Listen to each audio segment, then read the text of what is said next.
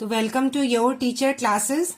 और आज हम लोग प्रश्नावली 10.3 का प्रश्न 1 से लेकर 4 तक बना चुके थे और आज हम लोग प्रश्न संख्या 5 को उसके आगे देखेंगे।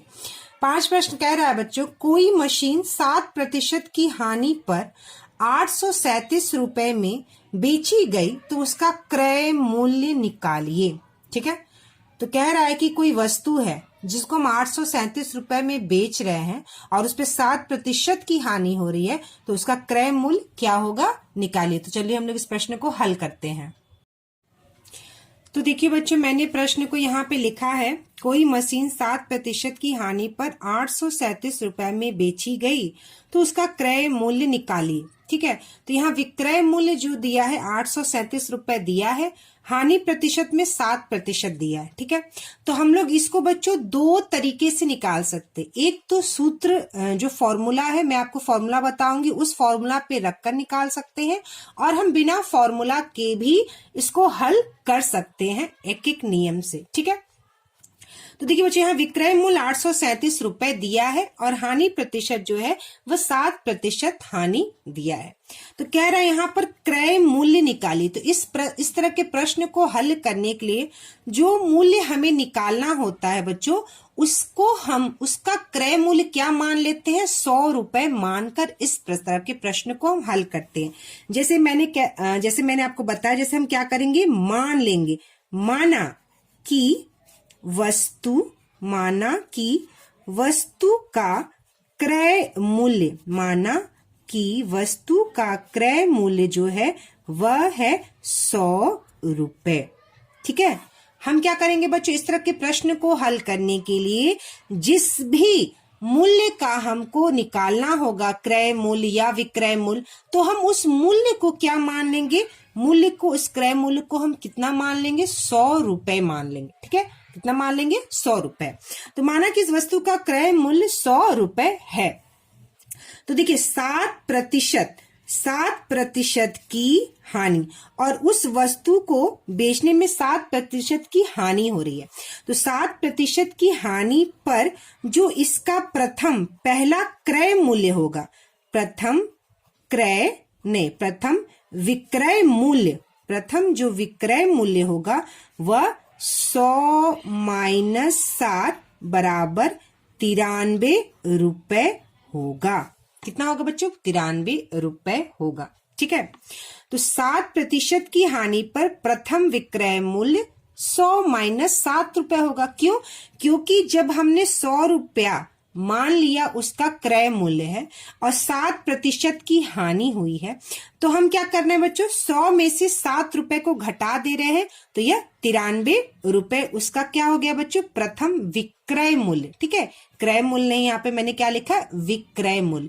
तो जब 7 रुपए का हानि हो रहा है, जब 100 रुपए का है और 7 रुपए का हानि हो रहा है, तो वह हम कितने में बेच रहे हैं बच्चों, 93 रुपए में उसको हम क्या कर रहे हैं बच्चों, बेच रहे हैं। ठीक है, अब देखिए यहाँ पे हम लिखेंगे जब विक्रय मूल्य, देखिए जब विक्रय मूल्य, ठीक है, 93 रुपए है। जब विक्रय मूल्य, देखिए बच्चों यहाँ 93 रुपए है, जब विक्रय मूल्य 93 रुपए है तो क्रय मूल्य हमारा कितना है बच्चों, क्रय मूल्य हमारा कितना है, क्रय मूल्य कितना है, 100 रुपए है, 100 रुपए है। ठीक है, देखिए हमने मान लिया क्रय मूल्य 100 रुपए है, 7% की हानि हुई। ठीक है, तो 100 रुपए का जब हमने कोई सामान खरीदा और उस पे 7% की हानि हुई, तो 100 में से 7 को घटा देंगे, 93 रुपए आया। ठीक है, तो 93 रुपए क्या आया बच्चों, हमने 93 रुपए में उसे बेचा, तो यह क्या हो गया, विक्रय मूल्य। तो जब विक्रय मूल्य 93 रुपए है तो क्रय मूल्य क्या है बच्चों, 100 रुपए, हमने यहाँ पे लिख लिया। ठीक है, अब देखिए जब विक्रय मूल्य 1 रुपए होगा, जो हमने कहा था एक एक नियम से निकालेंगे, जब विक्रय मूल्य 1 रुपए है तो क्रय मूल्य कितना हो जाएगा बच्चों, 100/93 रुपए। तो विक्रय मूल्य कितना हो जाएगा, 100/93 रुपए।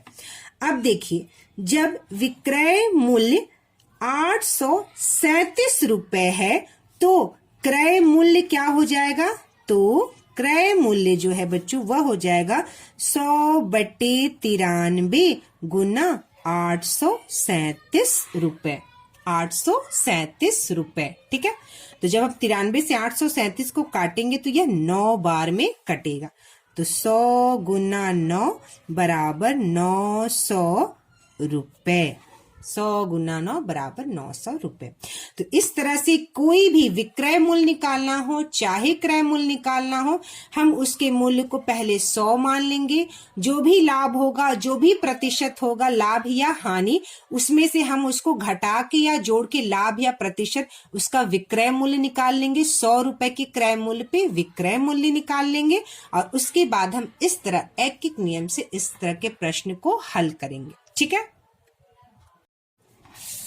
देखिए बच्चों, मैंने इसको एक एक नियम से हल किया। अब हम लोग इसको सूत्र यानी फॉर्मूला से भी हल कर सकते हैं। देखिए, जब भी आपको क्रय मूल्य निकालना हो और विक्रय मूल्य और हानि प्रतिशत में दिया हो तो यह सूत्र हम से निकालेंगे। क्रय मूल्य बराबर विक्रय मूल्य गुना 100/100 माइनस हानि प्रतिशत। यह फॉर्मूला याद रखिएगा और इस फॉर्मूला में रखकर हम क्रय मूल्य को निकाल सकते हैं। तो चलिए निकालते हैं, देखते हैं हम लोग इसको। क्रय मूल्य बराबर विक्रय मूल्य। विक्रय मूल्य कितना है बच्चों हमारा? विक्रय मूल्य देखिए यहाँ पर हमारा विक्रय मूल्य कितना था? 837 रुपए। तो 837 गुना 100/100, यह 100 है, माइनस हानि प्रतिशत में हमारा कितना है?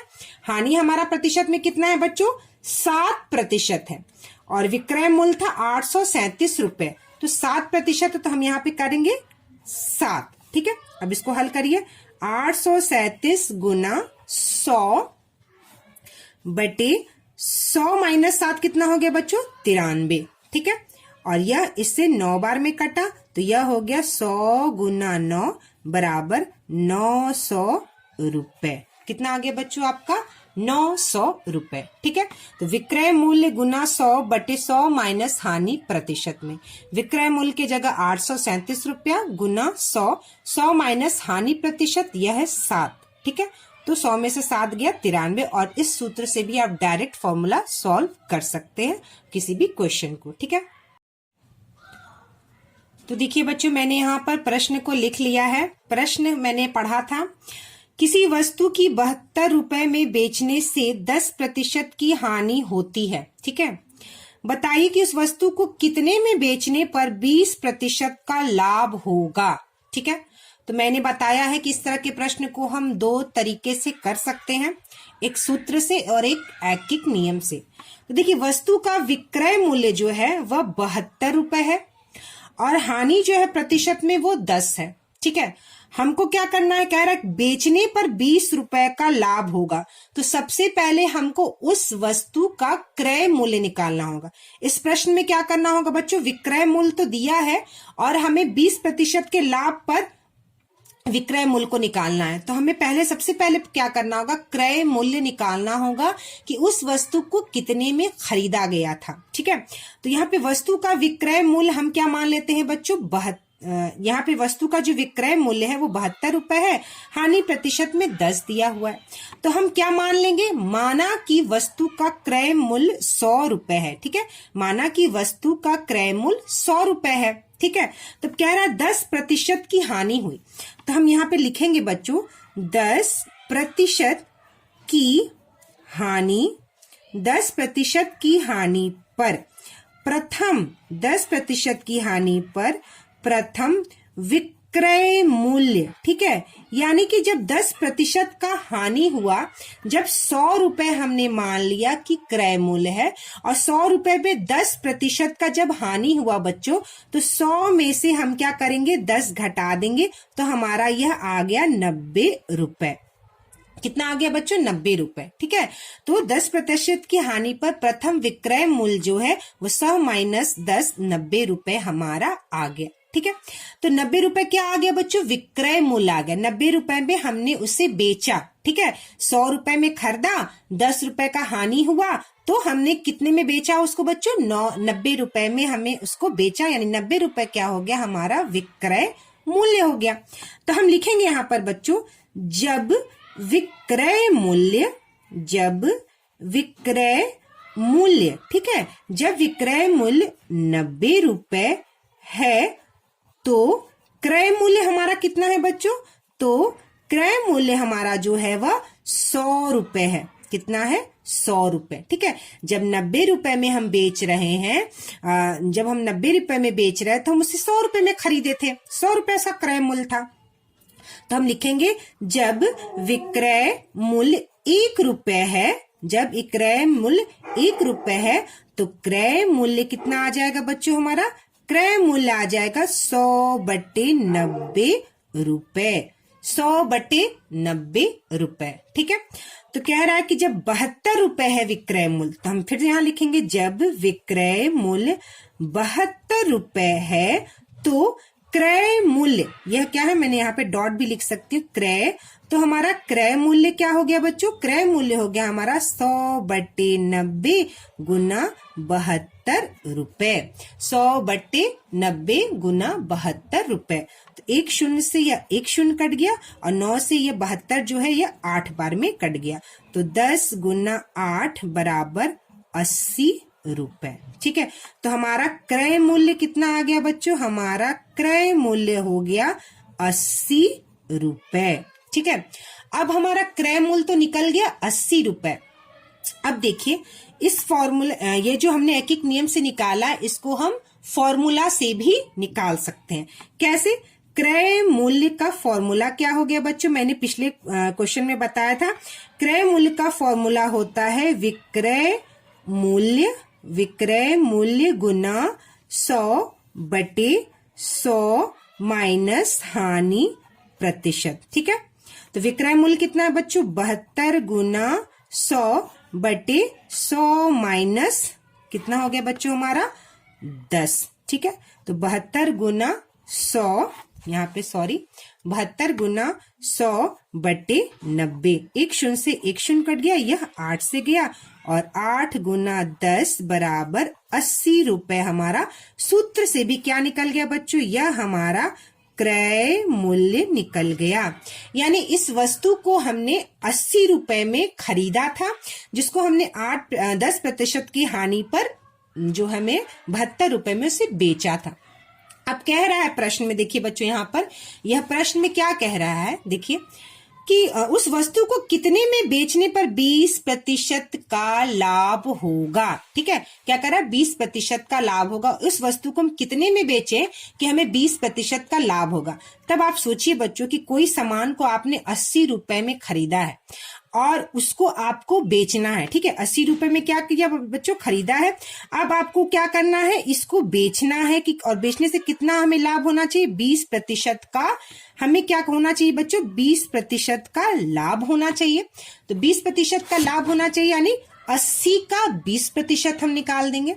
80 का 20%, तो यहाँ पे बच्चों 80 का 20% निकालेंगे, ठीक है, क्योंकि 80 रुपए में खरीदा है, 20% का लाभ में हमको उसको बेचना है, तो 80 का 20% निकालेंगे। का अर्थ होता है गुना, 80 गुना 20% का अर्थ होता है बच्चों 20/100। 20% का अर्थ होता है 20/100। इसी तरह से 5% का अर्थ होता है 5/100। मैंने प्रतिशत वाला जो है एक्सरसाइज में पढ़ाया था। तो 80 का 20%, 80 गुना 20/100। 1 शून्य से यह 1 शून्य कट गया, 1 शून्य से यह 1 शून्य कट गया, तो 8 गुना 2 बराबर 16। 8 गुना 2 बराबर 16, ठीक है। 8 गुना 2 बराबर 16 रुपए, यानी 80 रुपए का 20% जो है वह 16 रुपए होता है, ठीक है। तो 80 रुपए में जब हम 16 रुपए जोड़ देंगे तो बन जाएगा हमारा 96 रुपए। यानी 80% हमारा क्या हो गया बच्चों? 80% हमारा जो था वह क्रय मूल्य था, वह क्रय मूल्य था। और 16 जो है, 16 क्या है हमारा बच्चों? यह हमारा 20% लाभ है। 16 जो है क्या हमारा? 20% लाभ है। तो 80 में क्रय मूल्य में 20% लाभ 16 रुपया निकला, 20% का लाभ 16 रुपए निकला, और 80 में जो हम 16 जोड़ देंगे तो यह हो गया 96 रुपए। यानी कि 96 रुपए में जब हम उस वस्तु को बेचेंगे तो हमें 20% का लाभ होगा। ठीक है, तो यह हो गया हमारा छठा प्रश्न।